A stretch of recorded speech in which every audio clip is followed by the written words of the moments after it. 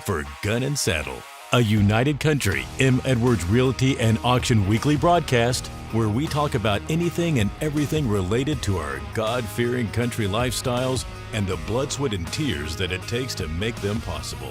Join Monty Edwards and Carrie Hanlon as they take a deeper look at the land we all love and the people that call it home. This is Gun and Saddle.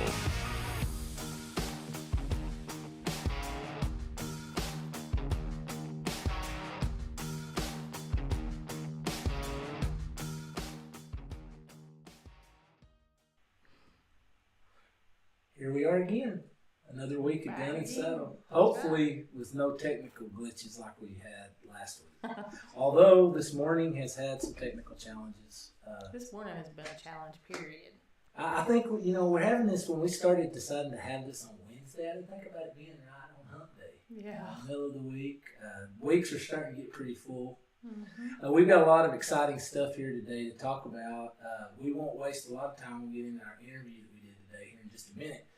But I do want to tell everyone to hang on at the end of the show because we have several cool announcements to make about stuff going on in the area and in the community. We're going to have a guest set in with us to tell us a little bit about an event that's going on in the county, in Lamb County. And, Carrie, do you have anything that's going on big that you want to talk about? Honestly, we do not have a lot going on this week, and it's kind of nice because last week was our homecoming, so it was pretty busy all week long, and so this week we're just kind of... And it's funny because these towns all around have that on different weeks, and this week is Sudan's homecoming. And one thing that I want to encourage you guys to do, which was really cool this week because we had folks reaching out to us that want us to make announcements and do some fun stuff. And that's one thing that we hope this can serve for as a way to get word out if you're having things in the area. And remember, we're going to be bringing on some things over the next few weeks and months where we'll be also going down to our turkey location down in Turkey, Texas. Corey down there and some folks down there. So we're going to also be bringing you some information about stuff going on off the cap. So, well, before we get started, I just want to kind of give you a little intro to what we're about to look at. We're fixing to watch a really interesting interview. One of the things that we deal with in real estate is title and property owner rights. And that's one of the reasons we're bringing this interview that we're having today with Margaret Byfield, Steve Friskup, and Vaughn Box. And they are going to be on this interview with us talking about some things that are going on in the world today that I think people just need to take time to think about. So we look forward to this interview. I think it went pretty well. It's a fairly long interview, but I think you'll find that you'll stay engaged with it because Margaret is kind of coming in as a subject matter expert on this, and we asked her a lot of questions, and she was able to really answer nearly everything that we asked her. So without any further ado, we'll go on into our interview, but be sure to hang on at the end for some of our regional announcements. It's really nice to have this group of people here today for our Gun and Saddle exclusive roundtable discussion about private property owner rights. I want to allow Carrie, before we get started, to introduce our guest. Carrie, if you would you go through and introduce who we have with us today? Sure. Okay, we have Margaret Byfield. She is from Georgetown, Texas. Margaret was raised on a large cow-calf operation in central Nevada. I was corrected one time on that. Yeah. Purchased by her parents, Wayne and Jean Hagee, in 1978. Her family experienced unprecedented regulatory pressures that eventually led to Hagee versus United States, the first federal lands grazing case filed in the United States Court of Federal Claims. The case was in litigation for 27 years, during which time Margaret launched the property rights organization Stewards of the Range. Stewards merged with the American Land Foundation in 2009, forming American Stewards of Liberty, or ASL. Margaret works directly with policy leaders at the local, state, and federal level, helping to advance strategies that protect the production of America's food, fiber, minerals, and energy. She runs the National Property Rights Task Force and Multiple Use Alliance that confront the agendas eroding property rights in America. She is a national speaker, writer, and commentator on natural resource issues. Okay, we also have Steve Friskup here with us from Muleshoe, Texas. Over the past 41 years, Steve Friskup has traveled all over the United States in his career as a world-famous horse sale auctioneer. On December 3rd, 1995, Steve's life changed forever. While driving home from a horse sale, he had an encounter with God and he surrendered his life to Jesus. This dedication to serve the Almighty God led Steve to lead a Thursday night Bible study that eventually evolved into what is now the Muleshoe Fellowship. Steve has a true love and true hope for this country and a true boldness to go out and share the vision God has given him for the body of Christ in America. For Steve and his wife Robin, the next generation is of the utmost importance. So in that, God has provided a vision, a purpose, and a mission. You may have watched his morning program on Muleshoe Fellowship's Facebook page, Coffee with the Colonel, where he has a loyal following of listeners. And then we have Vaughn Box. Vaughn is out in Crystal City, Texas. Vaughn was raised on the family ranch in South Texas, graduated with a degree in agricultural economics from Texas Tech University, and has always embraced ranching, both as an operator and a marketer of ranch properties. Vaughn is a member of the Texas and Southwestern Cattle Raisers Association and serves on the board of directors of the Southwestern Exposition and Livestock Show, the annual Fort Worth Stock Show and Rodeo. Vaughn created Box Land Company, LLC, to market ranches from horse and cattle ranches to hunting and recreational properties throughout Texas and the Southwest. He currently resides on the family ranch in Zavala County, Texas. All right, thank you, Carrie. I wanted to do that just because we've got a good panel here. I wanted everybody to know their backgrounds. Of course, Carrie and I come onto this as host of Gun and Saddle, but we both have backgrounds in real estate and agriculture. And so these issues that we're going to talk about today are extremely, extremely pertinent and important to each one of us, I think. And also, I believe that they'll be very important to most of our listening audience out there. So I want to just open up by giving Margaret a chance to tell us about what American Stewards of Liberty is working on now. I know they've got a summit that's coming up in the next few days that's really important, that's specifically dealing with the 30 by 30 initiative. So Margaret, we're just going to go ahead and let you get started. Thanks for joining us. Yeah, thank you very much for having me and for focusing on this issue. It's one of the most important issues, I think, facing our nation, and we've got a lot of them right today. But the 30 by 30 agenda is, it's not an American-born agenda. It is an international agenda to permanently protect 30% of the world's land and ocean by 2030.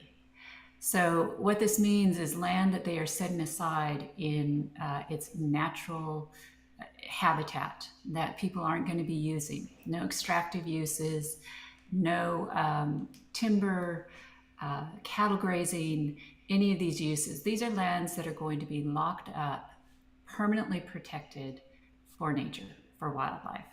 At least that's, what they tell us. That's the propaganda that they use to sell this program. Now, it really had not directly touched America until Biden was elected, and 6 days after he was elected, he initiated this agenda by executive order. So there's no congressional authorization for it. There's no constitutional authorization for it. It's something that he has just done by executive fiat. So what we've had happen since he initiated this agenda is he's used all of the powers that he has, the executive powers and the administrative powers, the administrative agencies, to use the laws that are already on the books and kind of reshape the agenda so that everything is working towards accomplishing this 30% goal by 2030. So it's being done regulatorily on the federal lands in particular, where they're taking the federal lands and basically locking them down tighter, restricting them more so that it'll meet that goal. It's happening on the private lands through the conservation programs that the Secretary of Agriculture has been throwing a ton of money in to get landowners to voluntarily sign up for these programs, which then creates a federal nexus to the lands and allows them eventually to further restrict the private property. And it's being done through conservation easements in perpetuity, on the private lands as well. That's a key tool that they are using to gain that permanent protection and control over the land, which eventually, they can move into that, they can move the land into that category of permanently protected and non-use, which is the ultimate goal. So, you touched on a lot of things there that I think hit pretty close to home when you start talking about some of the conservation programs. Also, when you start talking about the fact that these things are being done without really any constitutional authority. I would figure we've got a couple of guys in the room and others that might want to make some comments about that at some point in time. But Margaret, one of the biggest things that I think I just want to spend a little bit of time talking about right now, first is talking about how these programs that we're looking at, like the ones that we're already fairly familiar with, may have changed in recent times that maybe a lot of people aren't aware of. You talked about some of the conservation programs. Could you go into a little bit more detail on that? Sure. So let's look at like the Conservation Reserve Program, where landowners can enroll in the program and set aside their acreage. When the program first came out, which I believe was 1985 through the Food Safety Act, the purpose was for soil conservation. It was to allow those acres that you really couldn't farm, till, use any other way, to set them aside and kind of for soil conservation purposes, erosion purposes. That was really the purpose of the agenda. But it's been obviously used much broader today than it was when it was initiated. So what happened in the Inflation Reduction Act last year, you remember that big act that they put a ton of money into. They called it Inflation Reduction Act. It really should have been called Inflation Act, because that's what it was. It was just a spending bill. What they did in that bill is they took these conservation programs like the Conservation Reserve Program, the EQIP program, and some others like that, and they actually changed the underlying language, the purpose language for those programs. So before, when you signed up for a CRP program, you knew it was for soil conservation, good water management, good production of the land. That's really the intent of it, and you knew what you were signing. Now, under the Inflation Reduction Act, that language has changed so that the purpose is to mitigate the climate crisis and limit livestock emissions. And also to control agriculture production. So now, they're using the same names for the programs, but now what you are signing up for is to help mitigate the climate crisis and climate change, and to control livestock emissions. And we know where that's going. There's a huge effort to eliminate beef in America and get beef off the menu in America. So all of these things are working together. And I think the real danger is that when NRCS or the federal agencies start talking about this new money from the Inflation Reduction Act, which they started allowing enrollments for last April, or April of this year, I believe. And when they start talking about that, they're not telling the landowners, oh, and by the way, that program you're so familiar with now has a different purpose that you're signing up for. They have new labels for it. It's, climate smart agriculture. It's all these great sounding programs, and which is very troubling because it's very disingenuous on how they have snuck this in, and most landowners aren't even aware of it. To that point, something that I just, because we live out in the heartland, and just like you understand, because you're working with landowners all over the country. One of the things that I think's an issue that we need to understand is that I think the people that are on the ground that are implementing or helping people sign up for these programs, a lot of them with their head down working, they're still calling it the same thing, and that's what they're getting put forward. They're getting money to help people build things on their property. They're getting money to help re-enlist in CRP. So I think it comes down to this fact that the owners of the land are the ones who need to read their contracts. They need to take ownership of what they're signing up for. And I think we've become so comfortable because, like you said the other day when I heard you talking, they haven't changed these contracts since 1985. So I think that's one of the big things I wanted to get out there today is just tell people you need to read your contract. Because, we have, like you said, there hasn't been this big flashing bullet point that said, hey, this changed, you need to look at it. Although the money came in, we did recognize that there was more money flowing into those projects. Yeah, and let me tell you one thing that is actually very encouraging. So part of their game plan is to get this new language in the Inflation Reduction Act, which they have accomplished. And all of this has been laid out there was a report that the House Select Committee on the Climate Crisis released in 2019. And there's a whole section, it starts about 438 of this report, where they talk about how to implement 30 by 30, the policies they need to put in place. And you can go through that and you can read that and see how many of those they already have in place now. One of those was to change this language behind these conservation programs and to encourage more enrollments. So they've done that. They've done that through the Inflation Reduction Act. The next step, and what they are lobbying on right now to make happen, is to ensure that this new language is the language that is adopted in the Farm Bill, which is to be authorized this year. So the Farm Bill is authorized every 5 years, and it's due now. Fortunately, we've had a really good conversation with Chairman Thompson of the Agriculture Commission, and he's personally committed this 30 by 30 language is not going in the Farm Bill. Good. But the thing that's really great. But the thing that we have to understand is that can get out of control. There's so many competing interests, and particularly on the Senate side, it's going to be very easy for the environmentalists to get that language in there. And then it's going to be a fight of trying to get that language out. And so this is something that I think all the farmers and ranchers and realtors really need to be aware of. This is right now, this moment, this is where that fight is happening. And so everything you guys can do to weigh in with your representatives and tell them, we don't want this language in there. Stick with the 2018 language. We're going to need all hands on deck pushing for that to keep this from going in, because right now the environmentalists still have a tremendous amount of power over Congress. So that's a key thing right today that everybody can pay attention to and start helping us do.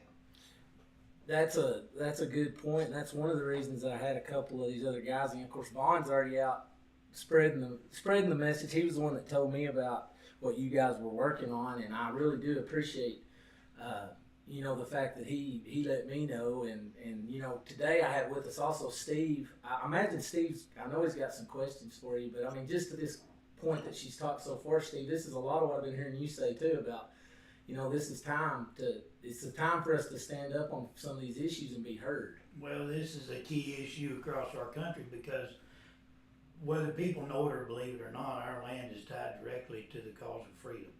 As we relinquish authority over our land, ownership over our land, give power to other entities over our land, we also give up our freedom.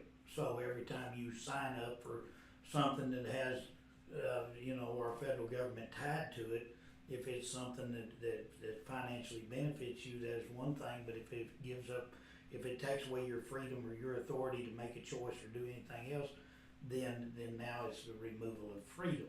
And so that's why it's a big deal to me, is because I do understand from the beginning of time how the land is tied to our God-given rights, and which is one of them is freedom. And so, I'm very, very passionate about it. I did want to ask Margaret though, correct me if I'm wrong, isn't the Farm Bill come back up to redo every 5 years? Is that correct?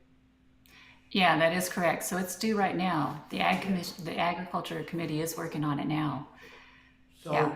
Margaret, not to interrupt, but what happens, because as soon as I leave here, I'm calling my congressman again, and we're going to talk about this. But what happens when they fail to meet the deadline? Is it like our fiscal responsibility that we just kick the can down the road again, or is there a consequence to this? Does something get relinquished in the process financially?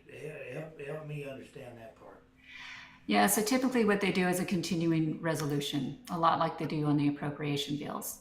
And I think that Texas Agriculture Commissioner Sid Miller, he told us the other day that the 2015, I think it took them 1 or 2 years to actually get passed past the deadline. So the 2015 or 2018 Farm Bill really didn't come into effect, I think, until 2019, maybe 2020.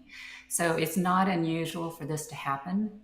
But it's very possible that's going to happen on this one as well. So that's a good question. Is that a good thing in light of what's going on with all these changes that are being talked about? Would that be positive? I know there's a lot of negatives about not getting a farm bill passed, but just in light of this one issue. Well, strategically, if the Americans put more conservatives in the House and the Senate, then it will be better for us.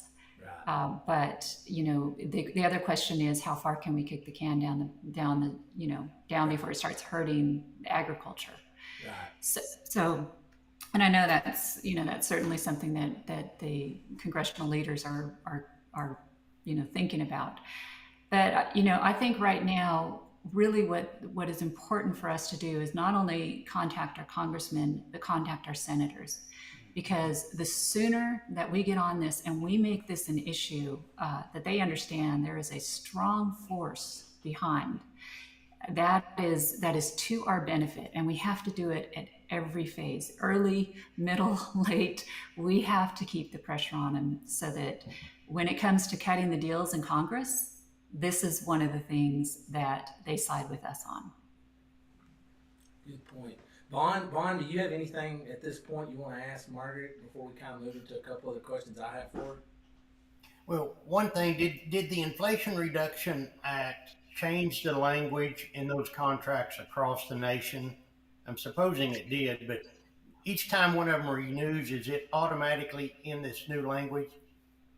No, it is language tied to the specific allocation from the Inflation Reduction Act. So that was $20 billion. And you can notice the difference in the language, because they will sell the program as climate smart agriculture, good for new industry, new ways to do things. So that this is the contracts that are signed under this language are the contracts that are going to be tied to this language. So just out of that $20 billion. So if you have a CRP that's already in effect prior to that, it's not tied to that language, or EQIP or the others. And that's where, so it's kind of like the baby steps, and of getting this put in place. And part of what they're doing, and I've seen their advertising on it, boy, when they sell this program, it sounds really good. I know what it's about, and I read their material and think, boy, this doesn't sound harmful at all, right? So that's what they're doing right now, is they're really trying to sell it, and then they're going to market it to Congress and say, see, the landowners, they're fine with this. And that's what we've really got to be cautious of. They're very, very good at the PR spin on this. But for all future appropriations, if this language gets put in the 2023 Farm Bill, then yes, it will be the language that for every contract there forward at that point will be tied to this language. And, and that I read some of the things you had on your website. One of the things that really caught my attention was trying to understand this big shift that's part of this movement that's trying to shift the economy into a whole different paradigm. Where these monies that we begin to take for these things that may seem benign at first, it may seem like a good deal. You're getting paid for something that maybe you've already been doing, and you think, well, why not? This seems like, a no-brainer. Somebody's going to give me some money, and I'm going to just keep doing what I'm doing. I think one of the things that's jumping out at me is that you're going to keep doing what you're doing right now, because you're going to take the money, but then just like when there's new money that comes into an economy, people are going to figure out how to get that money. It's going to change the cost of doing business in that environment, and then it's going to, at some point, even though these are not perpetuity contracts like CRP or EQIP, once you get to a point, it's going to be very hard to step away from them, because you're going to need that money.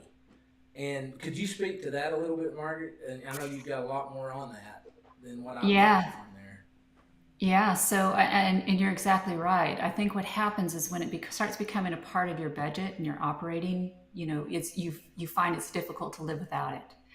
And so they know. I mean, and this isn't. the kindest way to say this, but I think it's important for people to understand that the environmentalists view the conservation programs as the gateway drug. And in this select committee report that I referred to earlier, they say the first step is get them into the conservation programs, then we can move them into the conservation easements in perpetuity, and then we can finally get that final control of the land. So this is all laid out. They're doing it in stair steps, getting this put in place. It's kind of like the frog in the boiling water. You start lukewarm and then you raise it. That's really where they're going. Actually, another person, Roman Balmakov, who will be at our summit, they're releasing the world documentary film that they've done called No Farmers, No Food. And in visiting with him yesterday, he described this as an anaconda. You start getting their arms around with all this money, like an anaconda, and then start squeezing and squeezing and squeezing. And I think that's just a perfect example. Yeah. And let me also say that tying this to what Steve said, he is spot on. We can talk about all the specifics of the mechanics and the way that taking this money may harm you, but the bottom line is, every time we do anything that erodes property rights, we are eroding our individual liberties, and we are reducing our ability to control our government. And not only for us today, but this is the part that I think really concerns me. We're doing it for future generations. We are, especially the conservation easements in perpetuity, we are telling the next generation, we are deciding for them how they will use their land. And there's a concept in law that is that the dead hand cannot control that land. But that's exactly what we're doing with these conservation programs, and particularly conservation easements in perpetuity.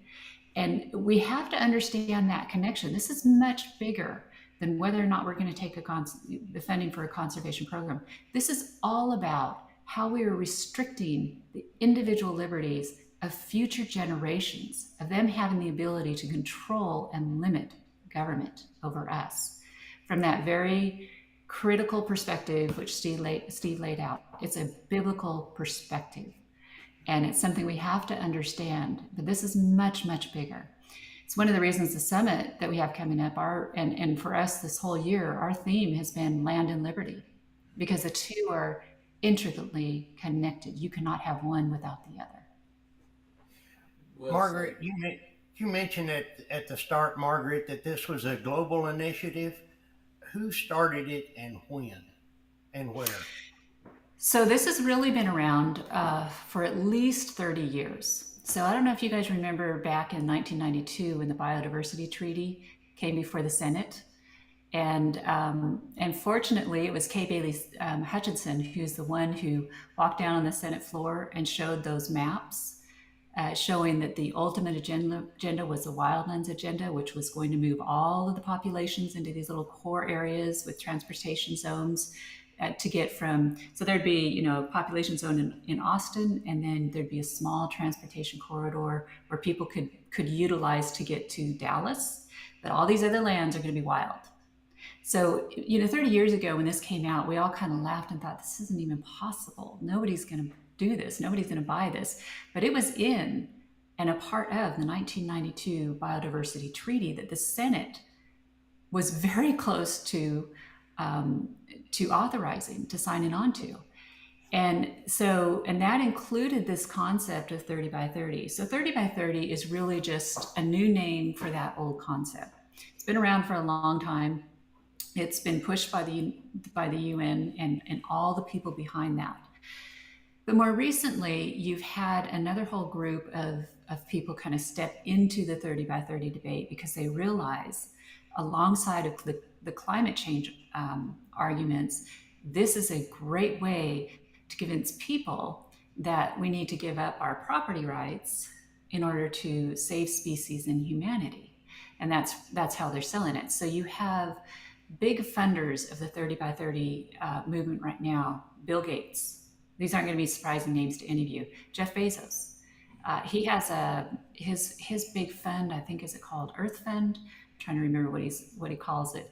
But he's put a ton of money into implementing 30 by 30 in America and all over the world. And what you have to understand about about this whole agenda. It's really not about conservation. I mean, we can talk all day. We know as landowners that if you really want to conserve the land, you keep it private, because then you have a caretaker for that parcel who is making sure that land is always well cared for. If you want to destroy land, then you put it into collectivist control, which is what we're seeing in the West, right? That's why we have all these wildfires. It's because we've had way too many years of federal management of that land. 50% of the West is federalized. So it's not about conservation. It's about power and money. And, my dad said this probably 30 years ago, at least. He said, this whole battle over conservation and property rights in America is not about whether we're going to use the land, it's about who is going to use the land. And right now they are working on clearing the title of the land from the middle class holding this. That's who they're wiping off. They're wiping off the middle class, the small landowners, the family farmers, and ranchers. That's who they're getting rid of. The big corporate entities, they can weather all this. And that's what it's designed to do. So we need to understand that these resources will be used. All these resources they're tying up today, they will be used once they get control of them. It's just us, the people, that they are trying to clear the title from. That was one of the more shocking things I read in the little piece that you had, or that paper that you had posted on your website about monetizing the air that we breathe. Was that statement that you made in there that said, how will we know if they succeed? And you said when they loose all these restrictions and begin to once again sell all these resources that they tied down with these easements.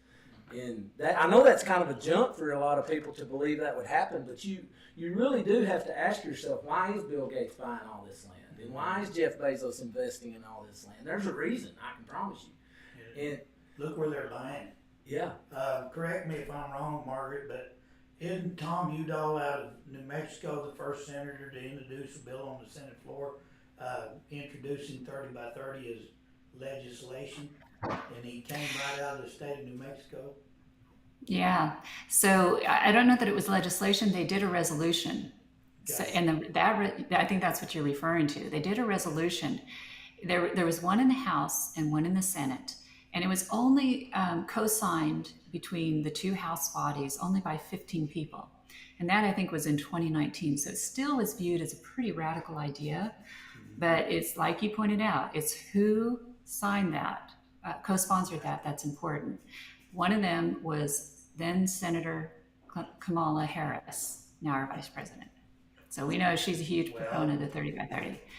And then, of course, Representative Deb Haaland, who also came from New Mexico, who is now our Secretary of the Interior, which the Interior has oversight and controls most of the federal land in America outside of the Forest Service and the Army. So huge proponents of 30 by 30, and they are in top positions in this administration. Another key thing to understand is there's a report that was written by the Center for American Progress called How Much Nature Should America Keep? This is one of the propaganda pieces that they put out. It really is a playbook to tell the environmental group, this is how we sell this to the American people. This is how we get this implemented. Well, the author of that report is Chief of Staff of the Chairman of the Council on Environmental Quality. He's been in that position pretty much from day one in the Biden administration. And of course, the CEQ is over acts such as the National Environmental Policy Act, NEPA, most of our environmental policy. So it's a key position for the author of that report to be in, to make sure this is being implemented across the board in America. Well, one of the reasons I brought that up is because all of us in Texas, I live in Muleshoe, so I'm 15, 20 miles from the New Mexican border. And I spend a lot of time over there speaking and monkeying around in their politics all the time, because I tell them all the time, I want to come over here and mend the fence because I don't want your Jersey Bulls on my black heifers. So we got to fix some of this. But when you see the influx of the Bill Gates and the different ones of that stature buying up the ranches in northern New Mexico, and then you see the government-owned land, the BLM, and then plus the Indian territories on the western side, you see that land grab eliminating our chance to have a voice on the eastern corridor. And then you watch these guys come out of a small state like New Mexico where nobody's paying attention, who still has sanctuary cities and 3 sanctuary counties. These entities are birthing these people who, just like Tom Udall, is now an ambassador over 3 small countries. So the truth of the matter is he doesn't even have a job. He just gets paid to be up there. But all this comes while nobody's paying attention. You can yap about California all you want to and New York all you want to, but right here, our next door neighbors has been a birthing spot for this endeavor. Yeah, it really has, and you would probably know this then, because within the first year in 2021, the New Mexico governor signed an executive order for 30 by 30 to implement it, but her executive order goes further and adds to it, to add to the 30 by 30 agenda another 20% for climate sequestration areas. So another part of this agenda, you have to understand that 30 by 30 is the first step. There is a whole philosophy out there internationally that's called the half-earth philosophy. And they believe that unless we permanently protect 50% of the lands and oceans, then humanity will, of course, be dramatically harmed. So this 50 by 50 agenda has also been rolling through America. And this summer, the state of Vermont passed a law to implement 50 by 50. And when you read that bill, they don't talk about property rights. The only time they talk about property rights is when they say that yes, private property will be included in the 50 by 50 plan. In other words, they're going to acquire it or find some way to control it. But they also, the only other time they talk about landowners in the bill is for landowners' re-education on conservation. They're going to help them learn how to conserve their way. So, we're seeing socialism implemented, and it shouldn't surprise you that Vermont, that's where Senator Bernie Sanders comes from. He's an admitted socialist, so we shouldn't be too surprised at that policy, but you're exactly right. This is really knocking on our door. In the state of Texas, I was very concerned in our first year because there were some of our larger agriculture organizations were saying this won't affect Texas. This is a federal lands issue. It's only going to impact the western states. And I'm thinking, don't tell your members that. That's disingenuous. I've studied this literature. Private property is a key acquisition of these people because they say right now, or when they initiated the agenda, that only 12% of America was permanently protected at that time. So they needed to add another 18%. And along with that, they said only 1% of that 12% is privately owned, and that was a big problem. So they set out a plan to acquire control over more private property. And the 2 great pillars of that were conservation programs and conservation easements in perpetuity. And then the third is federal land acquisitions, which is also happening. But they really need Americans to voluntarily sign up for this program. And so they're using all the propaganda they can and all the money they can to get agriculture to buy into all of this. And we've said from the beginning, if agriculture will simply stand up and say, no, we'll have no part in this entire agenda would die. They couldn't do it without the voluntary acquisition of America's private landowners. And, that gets back to your point. As landowners, we have to decide, is it the money we want or is it freedom? There you go. It's the Esau story. Yeah. Sometimes that bowl of stew gets to smelling pretty good. Yeah. Yeah, and you'll end up selling out the whole thing. Well, and this is kind of a sidebar, but it just triggered a thought in my mind when we went through COVID. We had a lot of people even that lived in the cities that had the right to sell their homes in town and move to the country. And they were able to buy private land. Some of them are still here. Some of them have already decided to go back. But, we had that right. In the state of Texas, we saw a mass exodus of people into this state from other places because of our private property owner rights. So that leads me to this question: is there anything at the state level, our governor, that our legislatures could be doing to put some safeguards in place that would oppose something coming at the federal level? Is that an area where we need to be working as well? Yeah, and I will tell you, there are a couple things that would be really good to focus on. Number one is to sunset conservation easements. So right now, those easements that are in perpetuity, that's forever. And conservation easements are fairly new under property law. And so we're just now starting to see the second generation be impacted by these easements. And we get calls all the time from people saying, how do we get out of these? You know, we can't continue to run our operation under this archaic plan that our family signed up for and put a management plan in place and signed a contract on 30 years ago. Things have changed. And so we're seeing a lot of that now. But here in Texas, so that's one thing, is sunsetting conservation easements. A 20-year term would be probably the top. We've said 30, mainly just because to get people to understand we've got to put a term on this, and there's a lot of people afraid of doing that. They don't want to come up against the land trusts on this. And so, but really it needs to be shorter than that.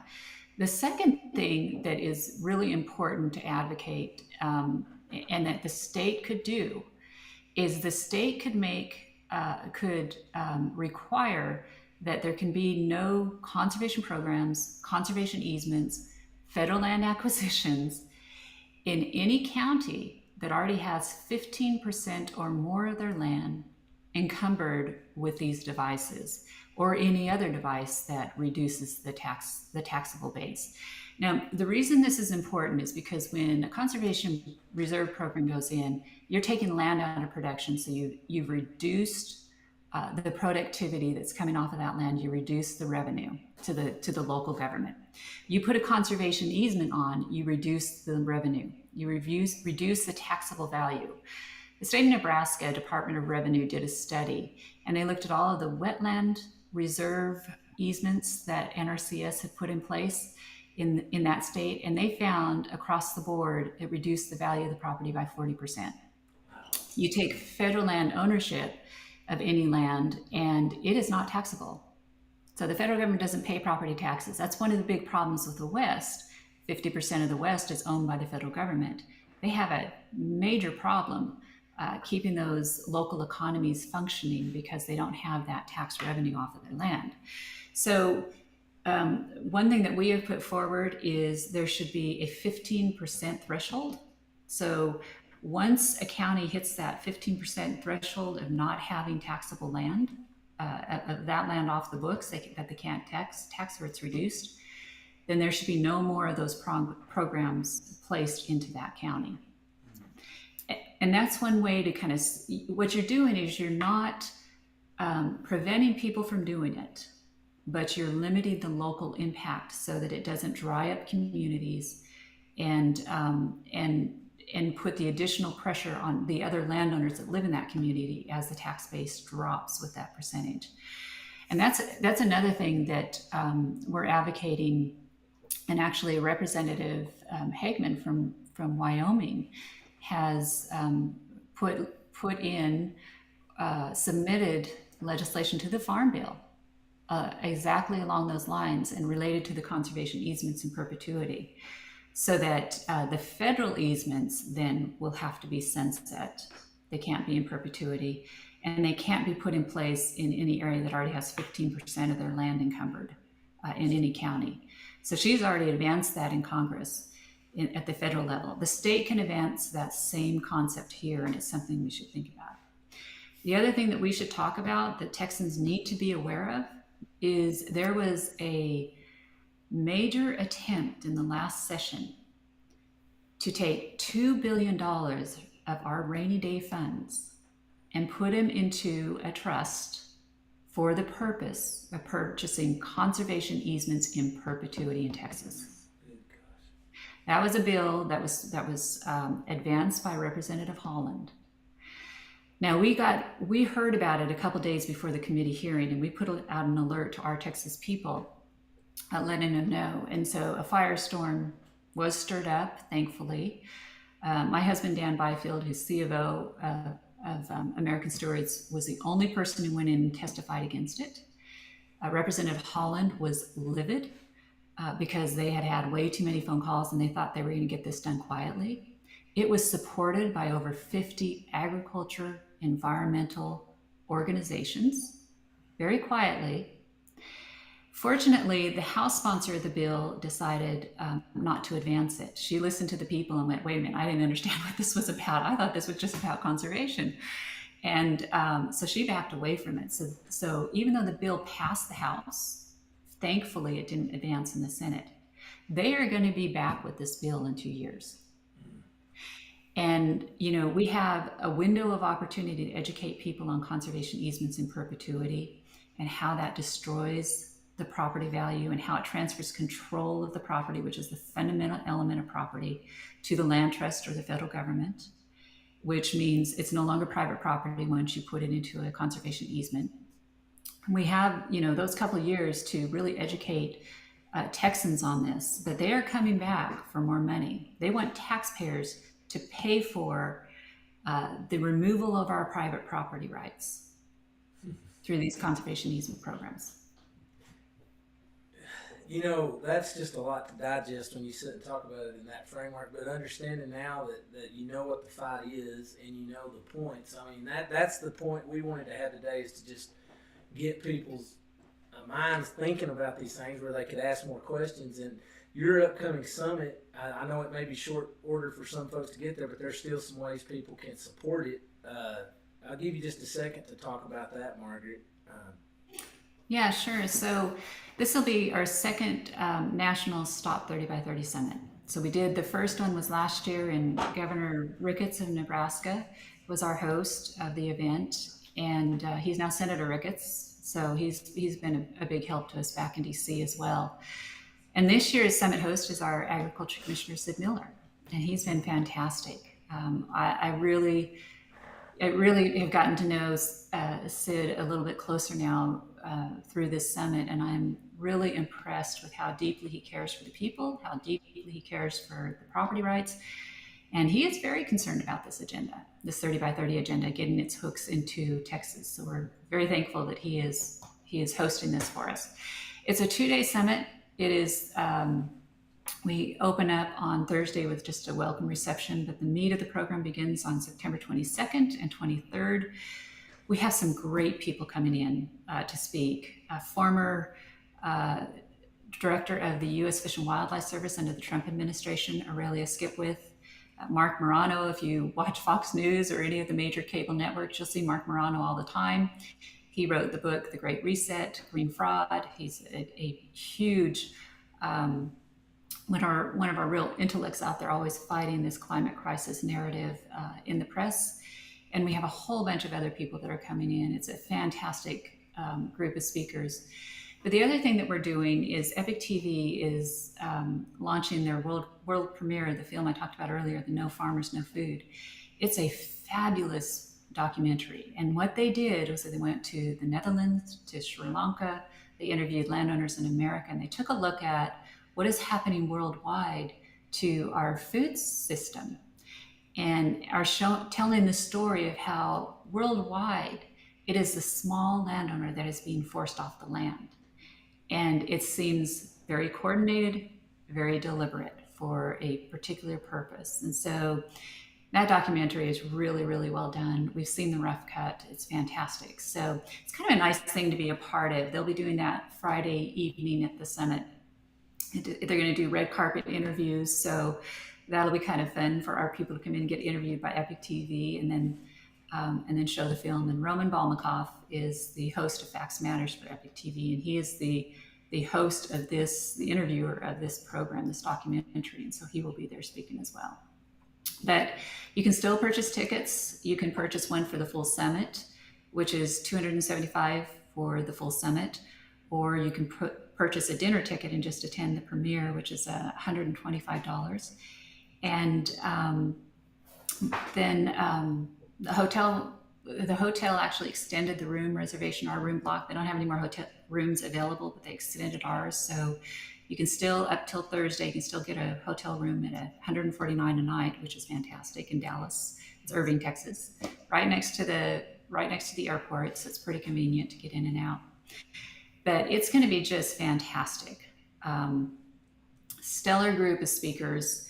You will learn a lot. It's not only people speaking to you, but there are workshops and trainings, and it's strategy. It's about how we stop 30 by 30. So it's just a really neat group of people that are getting together, that are the local leaders, state leaders, federal leaders fighting this agenda. And I wanted to mention that I put links for the summit and for y'all's website, Margaret, in the discussion or in the body of the description for these posts on YouTube and Facebook. So if anybody wants to go to those, if you have any other questions, you can send us an email at comments@gunandsaddle.com. When we run this tomorrow, because this is going to be a pre-recorded interview, we will, at the end of the show, we always put up that email address, so we'll show it again at the conclusion of this broadcast. But, I think we could sit and talk for hours about all this, and I'd like to see if I can get you to promise that you'll come back and let us continue this discussion at a later date after the summit. Oh, absolutely. Happy to do it. And thank you all. I mean, I'm glad you had Vaughn on. Vaughn's been a huge proponent of helping us get the message out on this agenda. And it's great to meet you, Steve and Carrie, as well. Yeah, happy to do it. And Vaughn, before we go, since you did help me get this set up, did you have anything else for Margaret? No, I think I'd just make the comment that the people that are trying to impose this on us are extremely patient, they're persistent, they're pervasive, and they're very deceptive. And I think they've lulled us into a lot of complacency, and it's time that we wake up and take action now. And I really appreciate what Margaret and Dan are doing. I do too. Thank you guys for that and your dedication. Steve, you got anything else before we go? God bless you, Margaret. Keep up the good work. Yeah. Come to Mule Shoot. Yeah. Love to. Well, we appreciate you being on, and like I say, we'd like to have you back in the near future, and thank you for each one of you guys for being on this panel. Well, listening to that again, doing the interview yesterday, I had a lot to think about all day yesterday. How about you? I mean, it was interesting. Yeah, and I'm probably like a lot of people, don't really know about all that stuff, so it was really informative to me. I will tell you one thing I took away from it, and that's probably, we need to know what we're signing.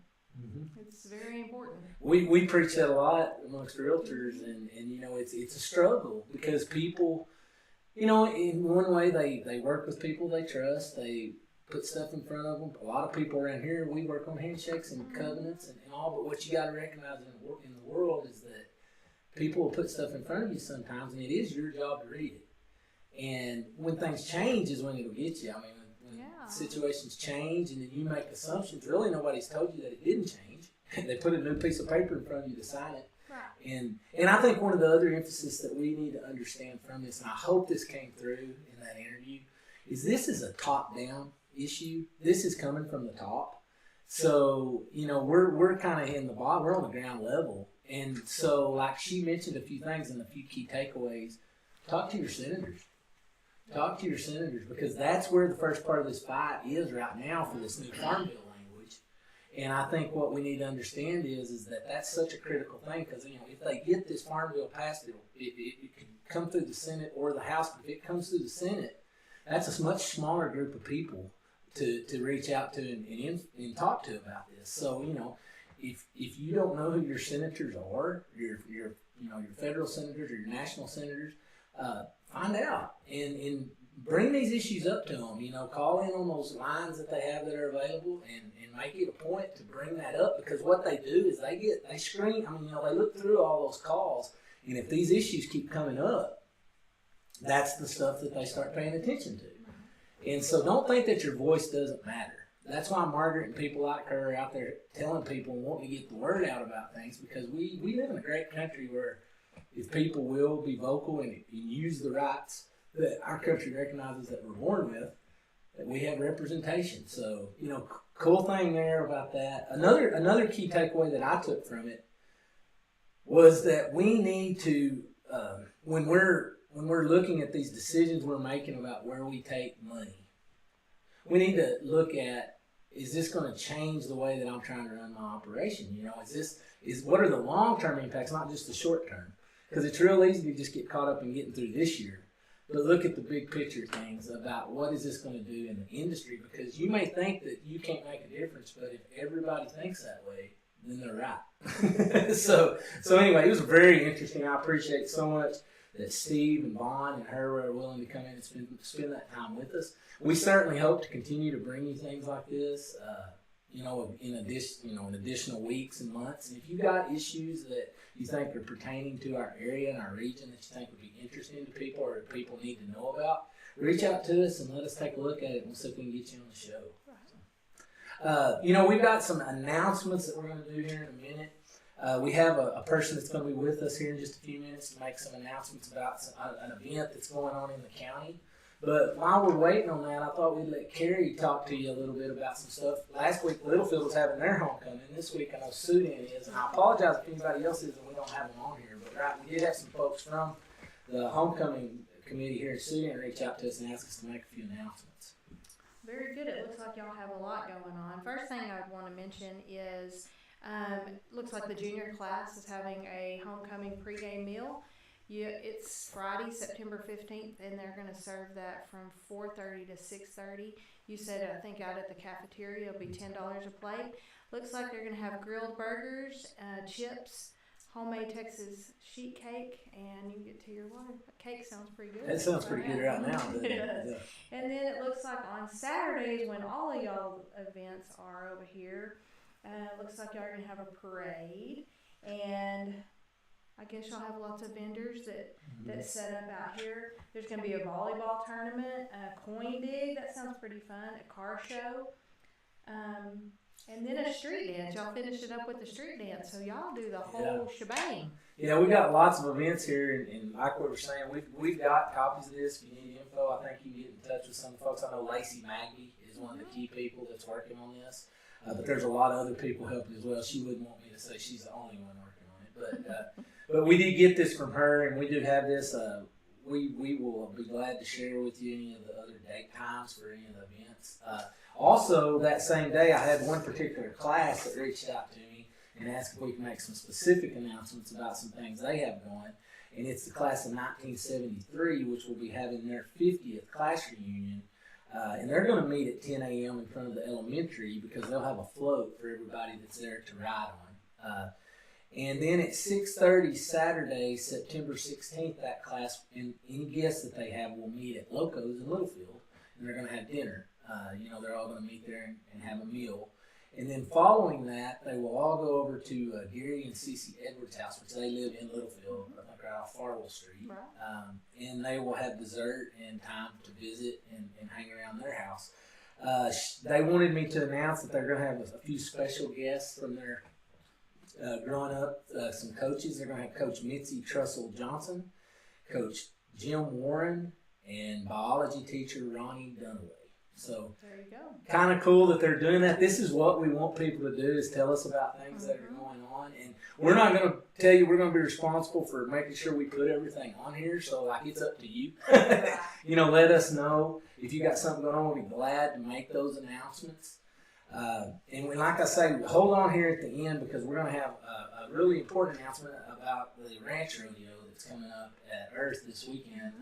Rex Fennell's going to join us here in a few minutes to tell us about that.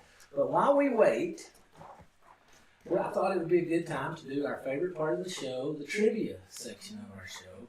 I went and found some really good trivia questions. We're having a little bit of technical issue, I think, with the comments coming through, but if you're on Facebook, we can see those. We're going to ask these questions, so if you think you know the answer, be sure to join in, and we'll see what see if you're right. But the first trivia question, we'll have 5 again today. I was going to have a drum roll sound effect so we could do that, but I didn't have that ready. But the first question number 1, what is the name for the Jewish New Year?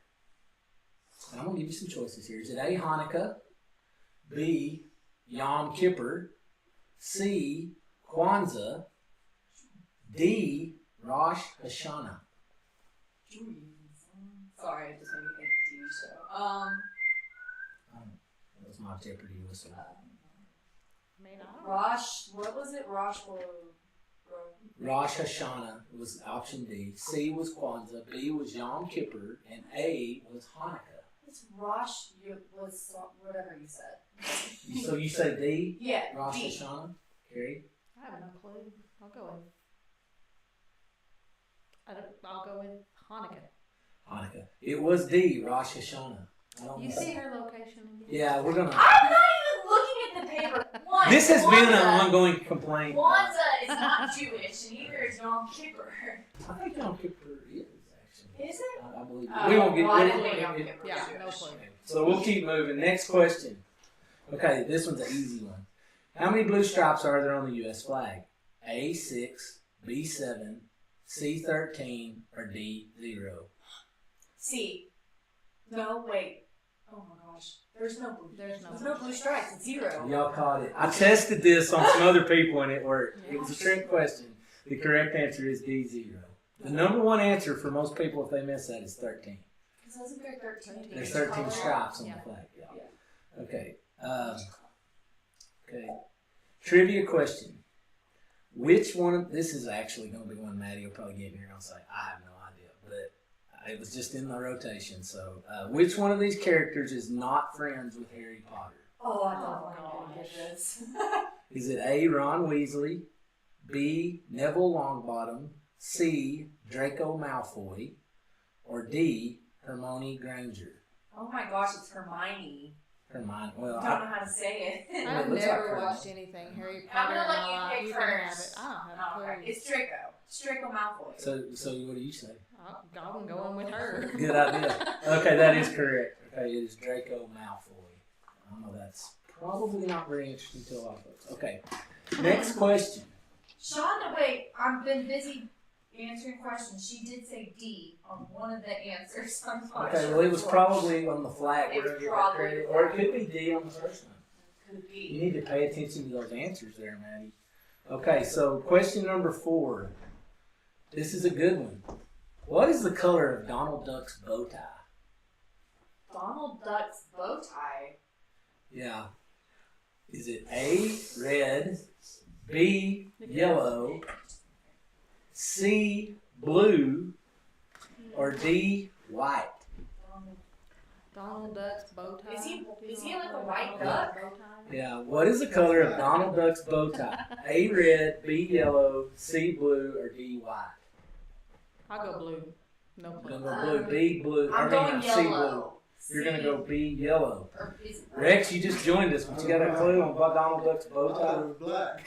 Okay, well, the correct answer is A, red. Oh, there you go. So, you know, I had pictures as yellow in my mind too. I don't know. So anyway, but okay. So our last trivia question. Did we have anybody out there that got that on the comments? Nobody commented on that one. Okay, I don't we're think look- anybody knows. I think what we're losing everybody on our trivia this week. Okay, what was the name? Now, Rex, you may know this. What was the name of the band Lionel Richie was a part of? Was it A, King Harvest, B, Spectrums, C, Commodores, or D, the Marshall Tucker Band? I said Commodores. I think it's C. C, Commodores? I'm going C. I know it's not D. I'm going Well, C. smart to go with them. It was C, the Commodores. So good job. Okay. So we're if you notice, this is kind of the magic of broadcasting world. We pooped Rex into his chair here. But we got him here today, and I wanted to give him an opportunity. He told me yesterday he was able to come over for a little bit and tell us they're working real hard to get ready for the ranch rodeo that's coming up this weekend, and it's a kind of a multi-part event, isn't it? Because you've got 2 different parts of it. I mean, as far as in there, a junior aspect. There is. We have a youth, which will be Saturday at 10 o'clock. Okay. And it's a youth rodeo. Okay. And whoever wins that will go to the finals in November. I think it's the 9th through the 12th, something like that. Never know. So. Am I wrong about this, or was the team that won at Earth last time the one that actually won on the junior They did. I thought that I remembered that. Yeah, they won last year. The team that won ours won finals. I'm pretty sure that's I right. think that's right, because Rachel Myers and some of those, wasn't that there? Yeah. Yeah, that group that came out of Claude. So, okay, so tell us a little bit about what to expect. What's going on Friday at the Basics rodeo starts at 7 o'clock. Of course, it's the normal events they have at the finals, but it's a ranch rodeo, and we'd like everybody to come out and watch it. It's pretty good.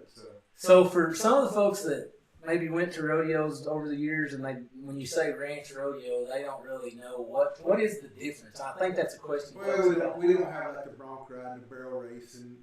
We have the bronc ride, not the bull ride and all that. So basically we'll have like a team branding, a doctor, which they're going to rope 2 steers out. The branding, they're going to rope kids, drag them out. We will have bronc riding to one of the main events. It's first and last event of the rodeo. Okay. We have wild cow milking, so Okay. it's more of a fun type rodeo. You know what they do on the regular day-to-day ranch. So as far as doctoring and all that. So I know you got a lot of different ranch teams coming in. Any of the big ranches people would recognize bringing teams. 4-6s will be here. King County, Mm-hmm. of course. Dixon would have been here, but they qualified in Amarillo this weekend. So Okay. we have a bunch of them that qualify. That once they qualify, then they're going to the finals, and they don't want to enter in case somebody gets hurt or something. So. Sure. Yeah, because that's a good point. I mean, these for the most part, these are the real deal, aren't they? I'm not saying that the pro rodeo guys aren't good at what they do, but I mean, these guys are guys making a living. Yeah, they're doing what they make a living, and Yeah. this is just kind of a perk of working on one of the big ranches or whatever. So Sure. it's they all really enjoy it, and it pays pretty good. Yeah. If they win, they get to the sanctioned rodeo. If they win in Amarillo, well, the payout and prizes are real good. So Am I wrong in this too, saying that this is kind of the hub and center of the ranch rodeo world? I mean, right here in Amarillo is. We're going to have. I believe we've got 5 states represented in our rodeo, and there's a lot of times at the final they'll have between 5 and 8 states. So it's spreading out. It's really got big in the last 3 or 4 years. So Lehman, he kind of runs the office up there, and I talked to him. He said that Friday is sold out in 4 hours. The Saturday night performance sold out in 4 hours. So it was pretty quick. So Well, in one aspect of this, we've been a sponsor over at the Clovis Horse Sale for the last few years, an event sponsor for that event that comes up in February, but we set up a booth there 4 times a year. But one thing that I've seen are these folks that do well at these ranch rodeos, there's a commonality between the same folks, a lot of them that sell some of these horses in these regional horse sales like the Clovis Horse Sale. Yeah, in fact, we've had a horse sale they did at the finals, and it really went good. Had top-notch horses up there. So, in fact, Steve, he auctioneered it for us that year. Steve did. So it's a really good deal. But they're back when I was doing it, it's a lot different than the quality of horses that come to these events. Yeah, the quality of the horses in general is just pretty outstanding nowadays. So you may have said this already because we got a lot going on here. If you already said this, I beg your pardon, but did you tell us yet what it costs to get into the gate? It's $10 for adults and $5 for kids, and then of course the child gets in free if they're not in school. And then time again on when it starts on Friday. 7 on the open night is 7 on Friday night and then 7 on Saturday night. The youth will start at 10 o'clock on Saturday morning. So you got sandwiched between the 2 adult deals at night. You got that event. And I drove by there last year when y'all were having that. It was crowded. It draws more crowds sometimes in the open. Yeah. We tell you a little funny story on that. We were actually trying to round up a big group of cows that we brought in last year, and we didn't have enough help.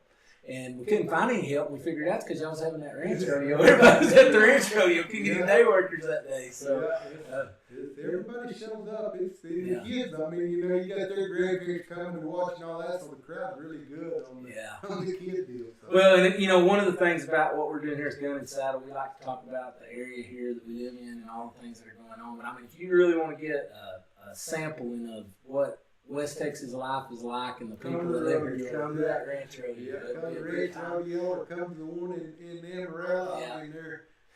That's the ranch life. You're gonna see ranchers, you're gonna see cowboys. Not that they're just general all around people. You gotta go rope one, they go rope it. If you gotta go ride a bronc, they ride a bronc. So They're just, you know, Well, in the last few years, we've seen this resurgence in interest in ranch life and all. I think there's some of the big things that are on TV and all, but I mean, this is really neat to see it really in front of you and see them doing that real world activities out there in the events that they do. So. Well, we didn't really have anything else after that. We wanted to get you in and do this. We're going to keep rebroadcasting this throughout this evening, and you know, it'll be available on YouTube and on Facebook. You can go back and watch this once we're done posting the live video. I would encourage anybody, if you missed the interview that we just had with Margaret Byfield and Steve and Vaughn Box, I would encourage y'all to go back and listen to that. It was very interesting, very stimulating, get your mind thinking about some things. But thanks for being with us, Rex. Appreciate you inviting us. And guys, we look forward to hearing getting y'all back on here next week. We've moved the interview that we're going to do with Jason Gandy with Capital Farm Credit. He should be in here next week talking to us about some of the loan programs that Capital has, some of the things that they're doing right now to try to work around these. I mean, they can't stop there being high interest, but they've got some pretty cool products that have some features that I think y'all will find interesting. So we'll have them back next week. If you have any questions or comments, we're going to put our email up at the end. But thanks for tuning in. We'll see you next week on Gun and Saddle. Thanks for watching Gun and Saddle, a United Country M. Edwards Realty and Auction weekly podcast. Have an idea for a future episode, comments, or suggestions? Email us at comments@gunandsaddle.com. Remember to subscribe or follow us today. Join us again next week for a deeper look at the land we all love and the people that call it home. This is Gun and Saddle.